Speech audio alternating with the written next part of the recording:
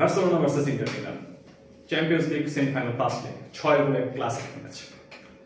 আমরা ফুটবল ফ্যানরা সবাই এই ম্যাচটা এনজয় করছি, আমিও বার্সেলোনা এনজয় করছি। তবে বার্সেলোনা ফ্যানদের একটা এক্সপেকটেশন ছিল যে এই ম্যাচটা তারা অন্তত 1 অথবা 2 গোলের লিনিয়ে শেষ করতে পারবে, যাতে করে সেকেন্ড লেগে ইন্টার মিলানের মাঠে তাদেরকে এক্সট্রা কোনো প্রেশার নিতে না হয়। বার্সেলোনা সেই কাজটা করতে পারে নাই, কিন্তু লাক যদি আরো খারাপ হতো তাহলে হয়তো বার্সেলোনা এই ম্যাচটা হেরেও শেষ করতে পারতো। এবং খেলার শুরুটা ছিল সেরকমই, বার্সেলোনা প্রথম মিনিটে গোল খায় এবং এরপরে 20 মিনিটের মধ্যে দুই গোলে পিছিয়ে পড়ে। সেটার কামব্যাক দেয়, সেকেন্ড হাফে তারা আবারও পিছিয়ে পড়ে, তারা আবারও কামব্যাক দেয় এবং ম্যাচটা শেষ হয় 3-3 গোলে। তো নর্মালি এরকম একটা ম্যাচের অ্যানালাইসিস আমি আমার ফেসবুকে টম অ্যানালাইসিস আমি পোস্ট করে থাকি, কিন্তু আজকে ফেসবুকে না লিখে আমি ভিডিও থ্রুতে এই অ্যানালাইসিস করতে যাচ্ছি। আশা করি আপনি আমাদের সাথে থাকবেন। আমার অ্যানালাইসিসটা মূলত শুরু হয় দুই দলের ফরমেশন অ্যানালাইসিস করে, ফরমেশন দিয়ে। বার্সেলোনার ফরমেশন ছিল 4-3-3, অপরদিকে ইন্টার মিলানের ফরমেশন ছিল 3-5-2। ইন্টার মিলান প্রথম মিনিটে গোল দেওয়ার পরে তারা সিটব্যাক করে 5-3-2 ফরমেশন শিফট করে। 5-3-2 ফরমেশন যখন শিফট করে তখন 2 স্ট্রাইকার, 3 সেন্টার মিডফিল্ডার এবং তার পিছনে 3 সেন্টার ব্যাক। এই 6-8 জনের কারণে পিচের সেন্টার দিয়ে বার্সেলোনার জন্য অ্যাটাক করা কিছু ছিল না। সেই সময় বার্সেলোনা মূলত 4-2-4 ফরমেশনে শিফট করে ফেলে। দানিয়েল একটু অ্যাডভান্স পজিশনে চলে যায়, রাফিনহা লেফট উইঙ্গার, রাফিনহা সে লেফট টাচ লাইনে না থেকে নর্মালি লেফট হাফ স্পেসে খেলে, সেও মূলত আসলে জোন 14 ছিল এবং সেকেন্ড স্ট্রাইকার পজিশন এটাই ছিল। এই 3 জনের জন্য মূলত পিচের সেন্টার থেকে চান্স ক্রিয়েশন করা অথবা কোনো ইম্প্যাক্ট রাখা খুবই কঠিন কাজ ছিল। তো এর মতো অবস্থায় বার্সা যেটা করতে পারতো যে 2 উইং থেকে কোনো প্রোডাক্টিভ কিছু বের করে নিয়ে আসে, আর আলটিমেটলি বার্সা সেটাই করে এবং সেটা করে রাইট উইংয়ে লামিন ইয়ামালের মাধ্যমে।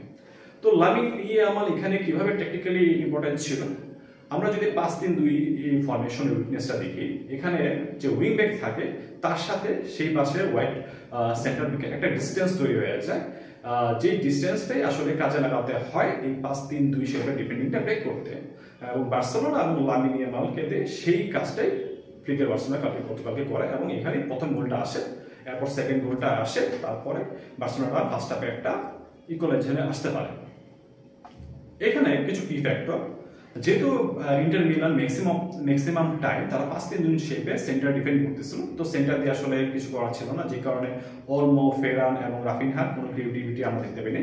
মোটামুটি ক্রিয়েটিভিটি ছিল 2 মিডফিল্ডার ফ্র্যাঙ্কি, পেদ্রি এবং রাইট উইংয়ে লামিনের এক্সেলেন্সের মাধ্যমে। তো সেকেন্ড হাফে ডি মার্কোকে উঠিয়ে যখন অবস্থাকে নামানো হয় ব্রাজিলিয়ান লেফট ব্যাক, তখন আসলে তারা মোটামুটি প্যানিক না হয় একটা সলিড ডিফেন্ডিং করে লামিনের এগেইনস্টে, এবং এটা থেকে আসলে বার্সেলোনা তেমন কোনো অ্যাটাক করতে পারেনি সেকেন্ড হাফে। কিন্তু সেকেন্ড হাফে ইন্টার তাদের খেলার অ্যাপ্রোচে চেঞ্জ আনে, তারা মোটামুটি একটু অ্যাটাক করার চেষ্টা করে, নর্মালি আমরা সিরিয়াতে যেটা দেখে থাকি। তবে ইন্টার মিলান সিরিয়াতে কিন্তু একটা ইউনিক কাজ করে, তারা যখন বিল্ড আপ করে তখন দেখা যাচ্ছে যে তার 3 সেন্টার মিডফিল্ডার নিচে নেমে চলে আসছে, কিন্তু আবার ডিফেন্ডাররা উপরে চলে যাচ্ছে। তবে কালকে ডিফেন্ডারদেরকে আমরা সেভাবে উপরে দেখি নাই, মোটামুটি মিডফিল্ডারের নিচে নেমে তারা বিল্ড আপটা করতেছিল। তারা বেশ কয়েকবার বার্সেলোনা হাইলাইন ডিফেন্সটা ব্রেকও করে, একবার গোলও পেয়ে যায়, কিন্তু আনফরচুনেটলি অফসাইড ট্র্যাপের জন্য সেই গোলটা তারা করতে পারেনি।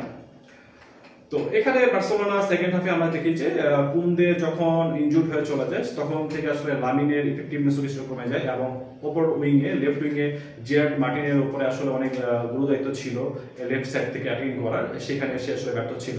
সেকেন্ড হাফে জেরার্ড মার্টিনকে উঠে সেখানে ইনিগো মার্টিনেজকে শিফট করানো হয়। ইনিগো মার্টিনেজ আসলে ডিফেন্সিভ ডিফেন্সিভলি ভালো হলে সে কিন্তু অ্যাটাকিং একটু সলিড না, তো লেফট উইং থেকে বার্সেলোনা আসলে মূলত সেরকম কোনো সাপোর্ট পায়নি।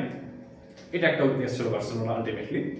তো ইন্টার মিলানের সেকেন্ড হাফে মোটামুটি অ্যাটাকিং মোডে যায়, বার্সেলোনাও চেষ্টা করে যায়, কিন্তু এরপরে কেউই আসলে উইনিং গোলটা বের করে নিয়ে আসতে পারেনি।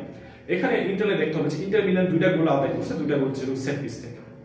এখন সেট পিসে বার্সেলোনার একটা মেজর ডিসঅ্যাডভান্টেজ ছিল টিমে ফিজিক্যাল প্লেয়ারের অভাব, যে কারণে আমরা দেখছি যে সেকেন্ড হাফে গিয়ে বার্সেলোনার অনফিল্ড 4টা সেন্টার ব্যাক একসাথে খেলতেছিল, এবং এই 4টা সেন্টার ব্যাকের একসাথে খেলানোর এটাই রিজন ছিল যে ইন্টারের ফিজিক্যালিটা স্টপ করা, স্পেশালি সেট পিস থেকে। 4টা সেন্টার ব্যাক নামার পরে তখন বার্সেলোনা দেখা যায় যে মোটামুটি ইন্টারের ফিজিক্যালিটি এগেইনস্টে আগের তুলনায় একটু বেটার ফাইট ব্যাক করতে পারতেছে, স্পেশালি এরিয়াল এবং ফিজিক্যাল ডুয়েলগুলোয়। কিন্তু তারপরে কিন্তু ফ্লিকের বার্সেলোনার এই একটা উইকনেস কিন্তু ইন্টারের সামনে স্পষ্ট হয়ে গেছে যে বার্সেলোনাকে বেট করতে হলে তাদেরকে ফিজিক্যালি চ্যালেঞ্জ জানাতে হবে এবং সেট পিসের মাধ্যমে তাদের এগেইনস্টে গোল করার জন্য টার্গেট করতে হবে। এই ফার্স্ট লেগ 3-3 গোলের ড্র হলো নিজেদের হোমে, কিন্তু ইন্টার ডেফিনেটলি বার্সেলোনাকে তাদের ফিজিক্যালিটি এবং সেট পিস দিয়েই অ্যাটাক করে যাবে এবং সেভাবেই ম্যাচটা বের করার চেষ্টা করবে এবং ফ্লিককে কাজ করতে হবে এই উইকনেসগুলো দূর করার জন্য। যেহেতু খেলা 3-3 গোলে ড্র হয়েছে, 3-3 গোলে ড্র হওয়া মিন্স খেলাটা সেকেন্ড লেগে শুরু হবে 0-0 থেকে এবং দুই দলের আসলে সমান সুযোগ আছে। ইন্টারের জন্য একটা অ্যাডভান্টেজ হতে পারে, সেটা হচ্ছে যে তারা খেলবে তাদের ঘরের মাঠে, তাদের হোম গ্রাউন্ডের সামনে, এবং বার্সার জন্য একটা ডিসঅ্যাডভান্টেজ যে প্রতিপক্ষের মাঠে প্রতিপক্ষ দর্শকদের এগেন্সে খেলা কিন্তু মোটেও কখনো সহজ না। কিন্তু এই সিজনে বার্সেলোনাকে আমরা ডিফেন্ডে দেখছি তারা বেশ কয়েকটা ম্যাচে ভালোভাবে কামব্যাক করছে, তারা তাদের অপোনেন্টের মাঠ থেকেও জয় ছিনিয়ে নিয়ে আসছে। তো কি হবে সেকেন্ড লেগে? ইন্টার কি 2 বছর পর আবারও ইউসিএল এর ফাইনালে খেলতে পারবে, নাকি 10 বছর পরে বার্সেলোনা আবার চ্যাম্পিয়ন্স লিগের ফাইনালে ফেরত আসবে? এইটা জানতে হলে আমাদেরকে চোখ রাখতে হবে সেকেন্ড লেগের দিকে, এবং ইনশাল্লাহ আমিও চেষ্টা করবো সেকেন্ড লেগের আগে অ্যাভাইলেবল প্লেয়ারদেরকে নিয়ে আরো একটা অ্যানালিসিস করবার। ধন্যবাদ সবাইকে, পাশে থাকবেন আমার।